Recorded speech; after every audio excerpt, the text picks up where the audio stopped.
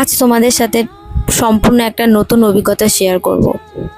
Social মিডিয়ায় যেসব অ্যাডভার্টাইজমেন্টগুলো দেয়, অনেক ক্রিয়েটাররা আছে যারা দেয় এগুলো, আমি বলছি না সবাই মিথ্যে কথা বলে, বাট এই যে অ্যাডভার্টাইজমেন্টটা দেখে আমরা গিয়েছিলাম সেটা হলো ক্রিস বাঙ্কোয়েটের সেল বসেছে, নানান নামি দামি কোম্পানির সেল, সব জিনিস অনেক কম দামে পেয়ে যাবেন। আচ্ছা মানলাম কম দামে পাওয়া যাচ্ছে, ওখানে মানলাম কম দামে মিন্স যা প্রাইস আছে তার হাফ দামে পাওয়া যাচ্ছে, কিন্তু জিনিসগুলো পছন্দের মতন না। মানে কোয়ালিটিগুলো ভীষণই খারাপ, দেখে মনে হচ্ছিলো যেন সেকেন্ড হ্যান্ড জিনিস বিক্রি হচ্ছে, পুরনো জিনিস বিক্রি হচ্ছে এরকম।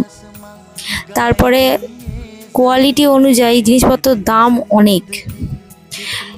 তারপরে এই জায়গাগুলোতে জানি না এরকম সেল যেখানে বসে সেখানে ট্রায়াল করা যায় কিনা, এখানে কিন্তু ট্রায়াল করা যাবে না, কিছু যা নেবেন আপনার নিজের রিস্কেই নিতে হবে, সেটা হবে কি হবে না সেটা পরের ব্যাপার। যাই হোক, তো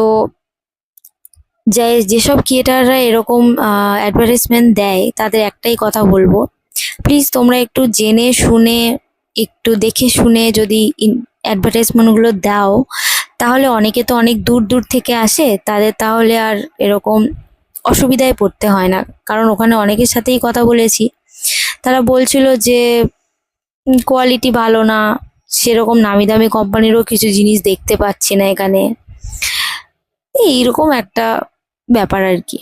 তো এটা কিন্তু সম্পূর্ণ ছিল আমার নিজস্ব অভিজ্ঞতা, আমরা আমাদের অভিজ্ঞতাটাই শেয়ার করতে পারি। যাই হোক,